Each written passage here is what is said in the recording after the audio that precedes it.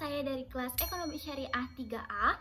Baiklah, di sini saya akan menjelaskan apa itu regresi dan penggunaan aplikasi SPSS untuk menguji regresi untuk mata kuliah statistik yang diampu oleh Ibu Endah Dwi Jayanti.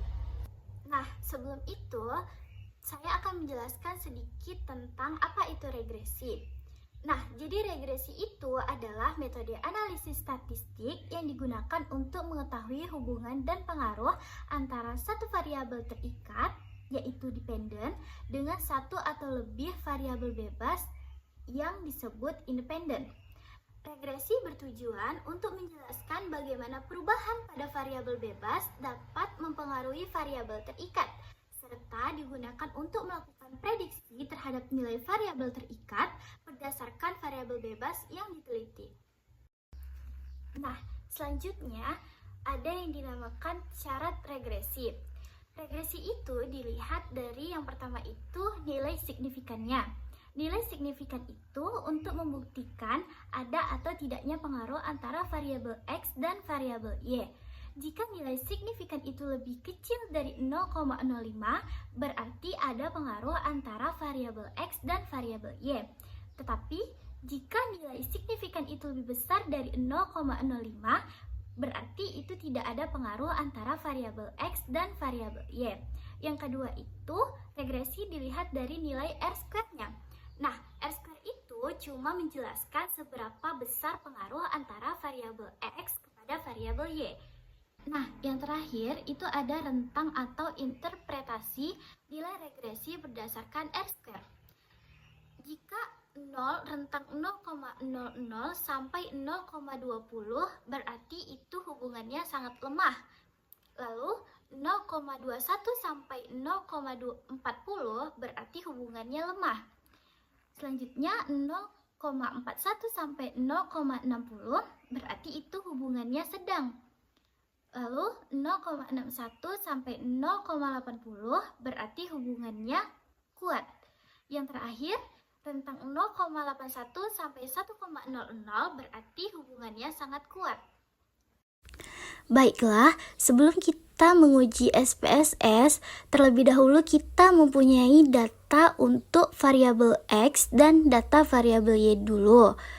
Nah, di sini saya sudah punya data variabel X dan variabel Y.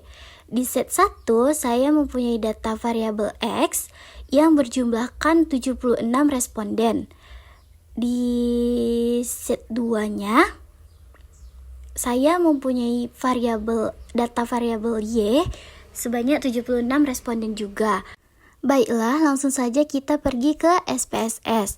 Nah, yang pertama-tama itu harus kita isi dulu untuk variabel view. Nah, di variabel view itu di name kita isi variabel X dan bawahnya variabel Y. Lalu, desimalnya kita nolkan dulu dua-duanya. Nah, di label itu yang pertama kita isi pelayanan administrasi kesiswaan. Nah, selanjutnya untuk variabel Y-nya kita isi kepuasan siswa.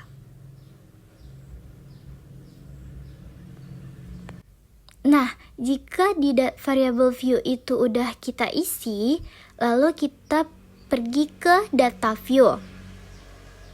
Di sini sudah ada kolom untuk variabel X dan variabel Y. Yang pertama itu kita isi variabel X-nya dulu, lalu kita pergi ke Excel. Lalu kita ambil di variabel X, lalu kita blok sampai habis.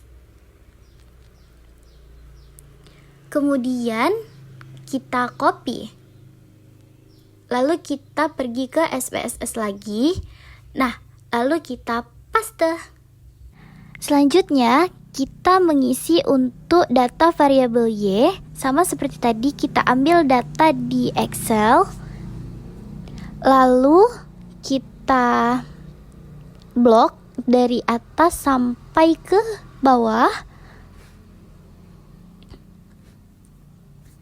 lalu kita copy. Nah, lalu kita balik ke SPSS lagi, lalu kita paste. Setelah kita mengisi data variabel X dan variabel Y, selanjutnya kita pilih Analyze, lalu kita pilih Regression, lalu kita pilih Linear.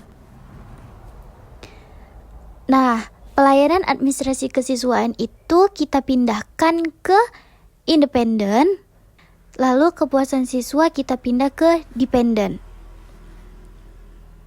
Selanjutnya oke. Nah, ini adalah hasil dari uji regresi yang telah kita lakukan. Di sini terlihat nilai R-square-nya itu sebesar 0,532, yang artinya variabel X dipengaruhi oleh variabel Y sebesar 0,532. Sedikit tambahan, di sini ada yang namanya nilai signifikan.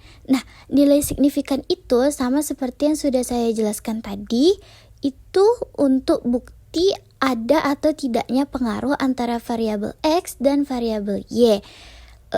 Sedangkan di sini nilai signifikannya itu sebesar 0,00, yang artinya nilai signifikannya itu lebih kecil daripada 0,05, yang artinya itu ada pengaruh antara variabel X dan variabel Y. Lalu nilai R-square-nya itu hanya menjelaskan seberapa besar pengaruh. Setelah kita uji tadi, ternyata nilai R-square-nya itu sebesar 0,532. Baiklah, mungkin hanya itu yang dapat saya sampaikan. Mohon maaf apabila ada kesalahan dan kekurangan. Saya akhiri dengan wabillahi taufiq wal hidayah. Wassalamualaikum warahmatullahi wabarakatuh.